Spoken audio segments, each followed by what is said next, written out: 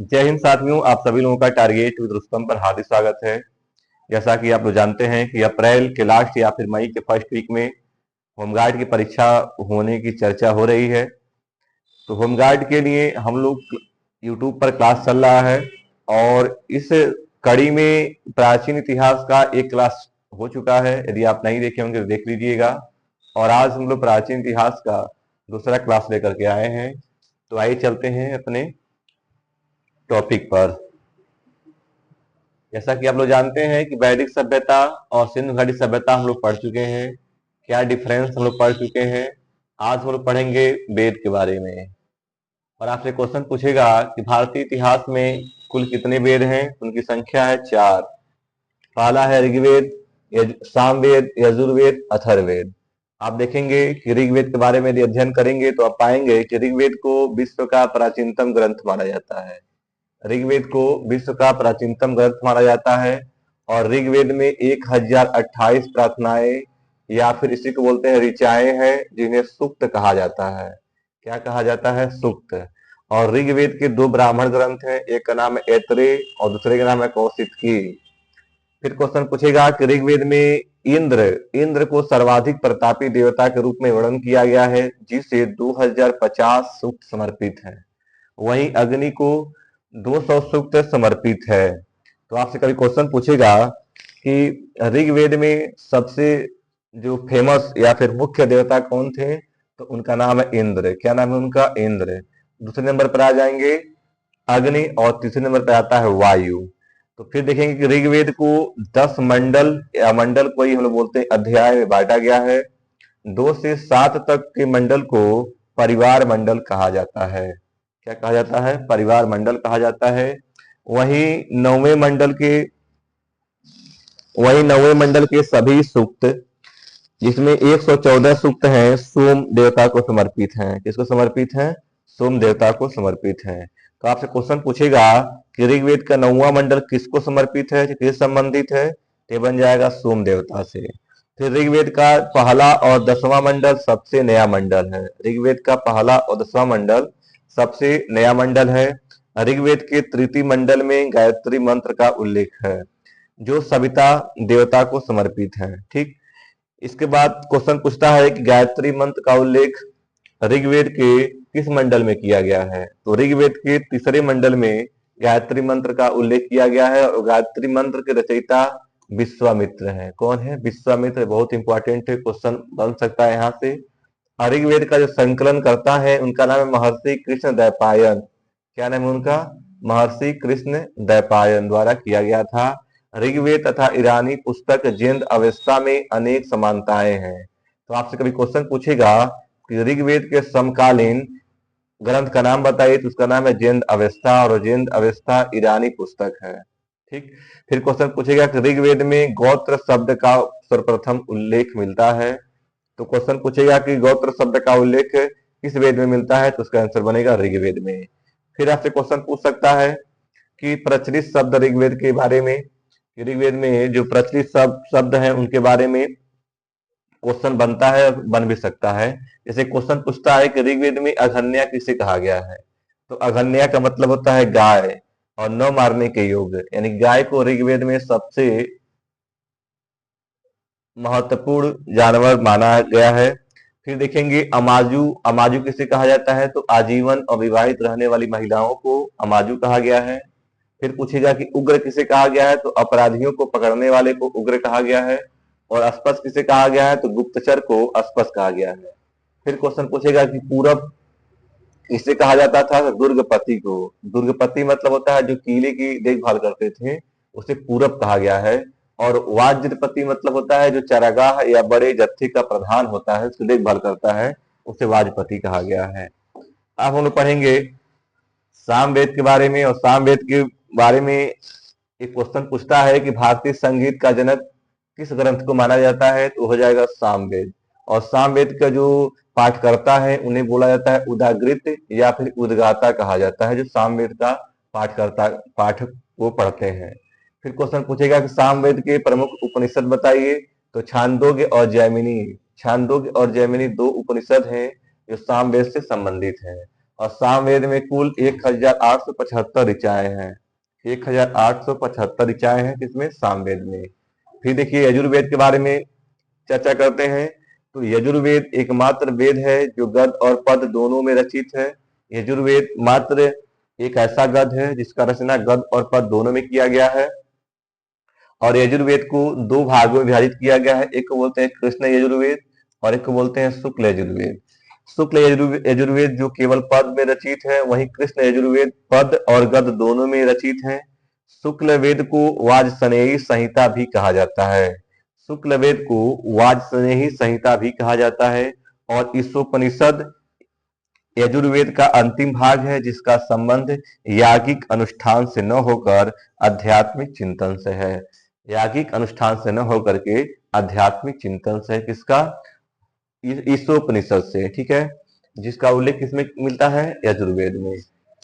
अगर आगे देखते हैं हम लोग, फिर कहा है कि जो यजुर्वेद है, यजुर्वेद के सर्वाधिक विस्तृत एवं महत्वपूर्ण दो ब्राह्मण ग्रंथ है। पहले का नाम है शतपथ ब्राह्मण और दूसरे का नाम है तैत्रीय ब्राह्मण। तो ये भी क्वेश्चन पूछ सकता है कि यजुर्वेद निम्न में से कौन यजुर्वेद का ब्राह्मण ग्रंथ? अथर्ववेद के बारे में देखिए, अथर्ववेद में तो अथर्ववेद के रचयिता अंगिरस है। अंगिरस और अथर्ववेद में कुल 20 अध्याय और 731 सूक्त हैं तथा 5987 समानतः 6000 मंत्र का उल्लेख है। किसमें? अथर्ववेद में। ठीक है, फिर अथर्ववेद को वन पुस्तक भी कहा जाता है क्योंकि यह पुस्तक वनों में रहने वाले विद्यार्थियों और साधुओं के लिए लिखी गई है। अथर्ववेद में औषधियां, जादू टोने, वशीकरण इत्यादि का उल्लेख है। अथर्ववेद में उपनिषद, अथर्ववेद के उपनिषद मुंडक उपनिषद में राष्ट्रीय वाक्य सत्य में जयते का उल्लेख है। राष्ट्रीय वाक्य सत्य में जयते का उल्लेख है। और गोपत ब्राह्मण अथर्ववेद से संबंधित है। किस संबंधित है? अथर्ववेद से संबंधित है। फिर प्रश्न पूछेगा कि अथर्ववेद सबसे नवीनतम वेद है। अथर्ववेद सबसे नवीनतम वेद है। और सबसे प्राचीनतम वेद पूछेगा तो ऋग्वेद हो जाएगा। और वेदों के त्रयी, त्रयी मतलब होता है 3 वेदों में अथर्ववेद को शामिल नहीं किया गया है क्योंकि अथर्ववेद बाद में इसका रचना किया गया था। तो त्रयी में ऋग्वेद, यजुर्वेद और सामवेद शामिल है। ठीक है, फिर देखिए चारों वेदों सहित ब्राह्मण में उपलब्ध साहित्य को श्रुति, श्रुति कहते हैं जिसे प्रत्यक्ष रूप से ऋषियों से सुना गया था। फिर देखिए ऋग्वैदिक कालीन देवता के बारे में देखिए, इससे भी क्वेश्चन पूछता है। तो जैसे पूछेगा कि इंद्र, इंद्र के बारे में बताइए, तो इंद्र को युद्ध का नेता, वर्षा के देवता के रूप में भी मान्यता प्राप्त है। किसमें? ऋग्वेद में। फिर देखेंगे कि अग्नि, अग्नि देवताओं या मनुष्य के बीच मध्यस्थ का काम करती है। कौन? अग्नि करता है। ठीक है, और वरुण, वरुण मतलब होता है समुद्र के देवता, ऋतु परिवर्तन एवं दिन रात का करता। सोम, तो सोम जो देवता है वह वनस्पति देवता माने जाते हैं। और उषा, तो उषा को प्रगति एवं उद्धान का देवता माना जाता है। आश्विन देखेंगे अगर तो विपत्तियों को हरने वाले देवता को माना जाता है। विष्णु देखेंगे अगर तो विश्व के संरक्षक के रूप में माने जाते हैं। और मरुत देखेंगे अगर तो आंधी तूफान के देवता को मरुत कहा जाता है। और दौद देखेंगे तो आकाश के देवता जो सबसे प्राचीन देवता माने जाते हैं उन्हें दौद कहा जाता है। ठीक है, फिर पूषण देखेंगे अगर पूषण तो पशुओं के देवता को पूषण कहा जाता है। क्या कहा जाता है? पशुओं के देवता को पूषण कहा जाता है। फिर देखिए, फिर कहा है कि ऋग्वैदिक कालीन नदियां एवं उनके आधुनिक नाम। ये भी क्वेश्चन पूछता है कि ऋग्वेद में जो नदियों का प्राचीन नाम है उसका आधुनिक नाम क्या है। तो पहले देखिए वीतस्ता, तो वीतस्ता का जो आधुनिक नाम है वह है झेलम नदी। परसड़ी क्या बनेगा? रावी नदी। बिपाशा को ब्यास नदी। गोमती को गोमल नदी। सदानीरा को गंडक नदी। शतुद्री को सतलज नदी। और क्रुमु को कुर्रम नदी। और सुवास्तु को स्वात नदी। और दृष्टदती या सरस्वती नदी को घग्गर या चितंग नदी कहा जाता है। और अस्किनी को चिनाब नदी के नाम से भी जाना जाता है। इसमें जो सबसे ज्यादा क्वेश्चन पूछता है वो पूछता है बीतिस्ता से, परुथड़ी से, बिपाशा से, सदानीरा से, शतुद्री से और एक पूछता है अस्किनी से। ठीक है, इस सब आप नोट कर लीजिएगा, इसको आप याद कर लीजिएगा। फिर देखिए अब हम पढ़ेंगे वैदिक सभ्यता तो पढ़ ही लिए हम लोग। अब पढ़ेंगे उत्तर वैदिक काल। और उत्तर वैदिक काल में के बारे में अगर हमको पढ़ना है तो थोड़ा सा डीप में पढ़ना पड़ेगा। तो दिया है कि उत्तर वैदिक काल में चित्रित धूसर मृदभांड का प्रयोग किया जाता है। धूसर मृदभांड का प्रयोग किया जाता है। उत्तर वैदिक काल में लोहे की मदद से कृषि उपकरण बनने लगे, जिससे कृषि का विकास हुआ। समझ में आ रहा है कि नहीं? तो आप देखेंगे कि जो वैदिक सभ्यता था उसमें कृषि का उतना विकास नहीं हुआ था, क्योंकि वैदिक सभ्यता में तांबे की खोज हुआ था, लेकिन उत्तर वैदिक सभ्यता में लोहे का खोज हो चुका था और लोहे से कृषि उपकरण बनने लगे, जिससे कृषि में विकास हुआ है। ठीक है। फिर देखेंगे इस काल में जौ, जौ को यौ भी बोलते हैं, मूंग, उड़द का दाल, तिल, गेहूं तथा धान की खेती का उल्लेख मिलता है। किसमें मिलता है? उत्तर वैदिक काल में। इस काल में राजा के राज्याभिषेक के समय राजसू यज्ञ किया जाता था। क्या किया जाता था? राजसू यज्ञ किया जाता था। जैसे आप देखेंगे बाहुबली में, तो उसमें भी ऐसा दिखाया गया है। ठीक। फिर देखेंगे कि उत्तर वैदिक काल में जन्म के आधार पर वर्ण का निर्धारण होने लगा। यानी कि यदि आप किसी व्यापारी के बच्चे हैं, आप उनके घर में जन्म लेते हैं, तो आप भी व्यापारी ही होंगे। ये सब बातें कब हुआ था? उत्तर वैदिक काल में। इस काल में निष्क और शतमान मुद्रा की इकाइयां प्रचलन में थी, और इस काल में किसी खास आकृति, भार, मूल्य के सिक्कों की चलन का कोई प्रमाण नहीं मिलता है। यानी जो भी सिक्के थे उस समय के जो मुद्राएं थी, उसका कोई पैमाना नहीं था। इस काल में कौशाम्बी नगर में सर्वप्रथम, कहां पर? कौशाम्बी नगर में सर्वप्रथम पक्की ईंटों का प्रयोग किया गया था। पक्की ईंटों का प्रयोग किया गया। कौशाम्बी कहां पर है? तो उत्तर प्रदेश का एक जिला है। और उत्तर वैदिक काल की जानकारी हमें सामवेद, यजुर्वेद, अथर्ववेद, ब्राह्मण ग्रंथ, आरण्यक ग्रंथ और उपनिषद ग्रंथ में मिलता है। ठीक। फिर देखेंगे कि इस काल में आर्यों का पंजाब से आगे गंगा यमुना से लेकर सदा नीरा यानी कि गंडक नदी तक विस्तार हो गया। जो पहले आर्य थे लोग, वह सब सतलज नदी के आसपास रहते थे लोग, या फिर रावी नदी के आसपास रहते थे लोग, लेकिन बाद में उनका जो विस्तार है आर्यों का, वो पंजाब से आगे गंगा यमुना तक हो गया था। ठीक है। फिर देखेंगे तो कहा है कि इस काल में प्रथम बार राजत्व की देवी उत्पत्ति की धारणा आई। तो राजत्व की देवी उत्पत्ति का मतलब ये होता है कि राजा जो है वह देवता का रूप है, जो वह कहेगा वही सबको मानना है। ठीक है। फिर कहा इस काल में कर्मकांड की विधानों से राजा और भी प्रभावशाली हो गया, और राजसू यज्ञ, अश्वमेघ यज्ञ तथा वाजपेयी यज्ञ के माध्यम से राजा की शक्ति और महिमा बढ़ी।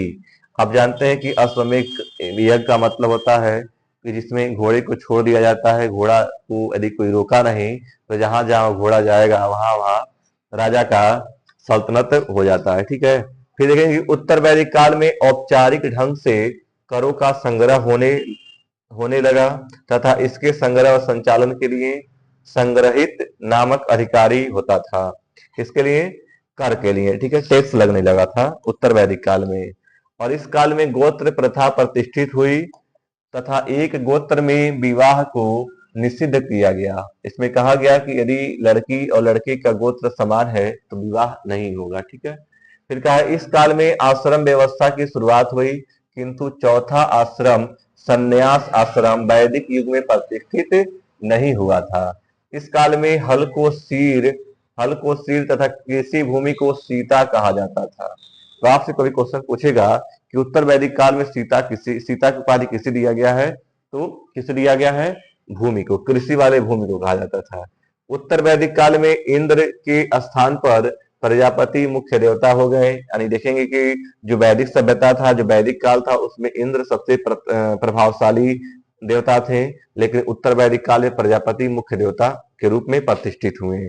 और इस काल में 60 दर्शनों का बीजारोपण हुआ। 60 दर्शन का बीजारोपण हुआ। जो विद्वान थे उन्होंने अलग अलग दर्शन की व्याख्या किया था। ठीक है। तो आप अगर इसमें देखेंगे तो देखिए, एक दिया है कि दर्शन एक तरफ दिया है और एक तरफ दिया है उसके प्रवर्तक। ये भी क्वेश्चन पूछता है कि चार्वाक दर्शन के प्रवर्तक कौन है, तो भी चार्वाकी हैं। और योग दर्शन के कौन है, बहुत फेमस क्वेश्चन पूछता है यहाँ से, तो पतंजलि हो जाएंगे।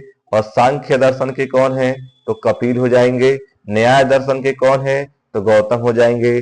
अब पूर्व मीमांसा के दर्शन के जो प्रवर्तक है वह जैमिनी है, और उत्तर मीमांसा के हैं बादरायण है। और वैशिष्टिक पूछेगा अगर, तो कड़ाद या फिर उलूक है। कौन है? कड़ाद या फिर उलूक होंगे। ठीक है, तो उम्मीद है कि आपको उत्तर वैदिक जो काल था, उत्तर वैदिक सभ्यता था, यह क्लास आपको पसंद आया होगा। कि पसंद आया होगा तो मेरे चैनल को लाइक और सब्सक्राइब कीजिएगा। थैंक